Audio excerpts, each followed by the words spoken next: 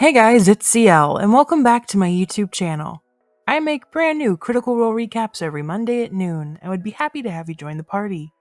If you haven't already, go ahead and subscribe and hit the Bertrand bell to be notified of future videos. Now, without further ado, let's discuss the 75th episode of Campaign 3 of Critical Role. Well, we open on the peak of a mountain, and what else do they have to do than climb? I feel like that's always their biggest obstacle.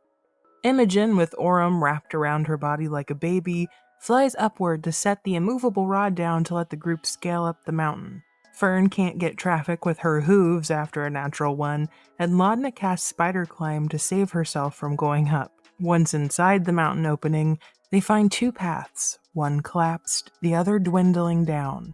It's small and confined, so Fearne becomes a bat, just in time for spooky season, and goes down to check it out. After over 100 feet, the tunnel just stops. A rock seems to be stuck there, and when Orem comes down and pulls it out, it turns out to be a skeleton head, its body falling away. Yeah, isn't a good sign.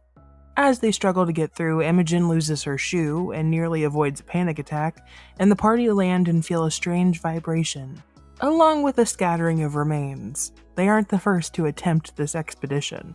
On one of the fingers of these skeletons, they find a brass ring that has withstood the heat in the surrounding area. That heat may be lava, and FCG decides they should stone shape a hole open to proceed. Once the hole joins the room, it becomes hotter and an orange glow emerges.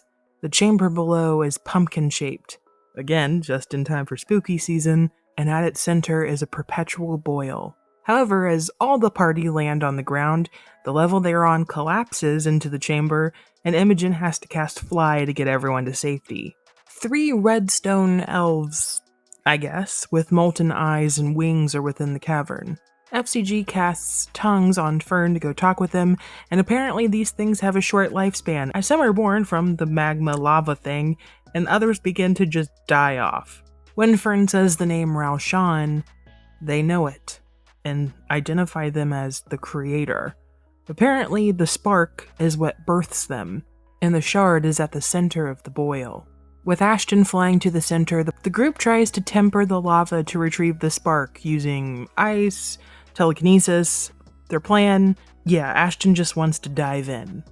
Hopefully it ends well. Imogen hands over the brand new ring they retrieved, and as they wear it, the core lessens as they dive in, but they still take 20 points of fire damage.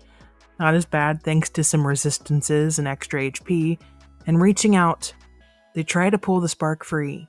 Ashton takes another 40 damage, reduced by 9. It won't budge. Assuming the struggle, using her fire shield, Fearne goes in after him, and takes 12 points after her resistance. Using her Stonky's ring, she's able to loosen it, and Ashton takes another 22. But then, Taliesin rolls a nat 20, and is able to pull it free. The pair fly upwards, landing ashore. Ashton's body orange as the rock they're made up of is heated, and all of the creatures around begin to crumble sadly now that their point of life is gone. The group ponder as it burns the fuck out of their hands if Fearne should take the power, to share the burden with him. Ashton places it to their head, and feels that it may unlock and solve their fate. Chet uses his ability to look into the past of the crystal and gets a glimpse at the impossible power, and watches as the body of Raushan is shattered into a million pieces, one of those pieces being what they're holding right now. Then, Ashton tries to press it into them, but it doesn't work, and they decide that even though they feel like they should have it, they want Fearne to take it. And Laudna is able to discern that if they can funnel the energy through Ludinus's vest they found, then they can power up. But then, Orem notices a quick flash of light, and 5 Ruby Vanguard appear, 2 of them Rylorns, 1 jacked, and at the center, Ludinus. Imogen starts by using telekinesis to splash the opponents with lava. Sadly, it only deals 8 damage, but Ludinus has apparently only come to talk, a white gem centered on his forehead. That's something new. But they're not talking. Imogen again pulls a Rylora into the lava, restrained by her telekinesis, and with a seedling strike, Orem takes it out using his vine, and then pulls another of the Ruby Vanguard into the lava, burning him alive instantly. Ludinus notices FCG's staff and brings Fearne closer to him with his own telekinesis over the lava. Imogen tries to break it using Seething Storm to cause blindness, and Orym knocks the big guy, known as the Juggernaut, into the lava and jumps atop him to push him further in. He uses every one of his superiority dies in an awesome attempt to kill the Juggernaut, slashing, pushing, slashing, pushing, slashing, pushing, and does enough damage to kill it. The hells are scary at this level.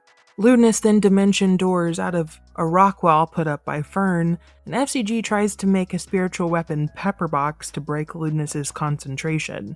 But he starts to look a little rough, and the party begin to wonder if it's not actually him, or someone sent in his place, or a clone or something. We love a paranoia party. Imogen does a clutch lightning bolt to kill the final soldier and also break the telekinesis holding Fearne. Finally, having given up his quote-unquote olive branch, he casts a 9th level spell, but Laudna amazingly rolls a 14, the exact number she needed to counterspell, and then his counterspell of her counterspell was a 12, and he needed a 13, so fuck you, Ludinus. Then he jumps into the lava, turning into snow. It was a fake the whole time. Fearne goes after the stone at the center, and though it's cracked, the party's happy to be able to take it back to Joe for some examination. And where is that? Whitestone. I'm so excited to go back to Whitestone and see if they were able to fix the vest. Also, I just love getting to see our Campaign 1 characters again in the flesh. Tell me what you guys thought of the episode, and whether you think Ashton or Fearne is going to get this new fire power-up. Let me know in the comments. Don't forget to like and subscribe, and check out my recaps of Campaign 3 on my channel if you haven't been caught up. Thank you so much for watching. Stay safe out there. Good day, my friends.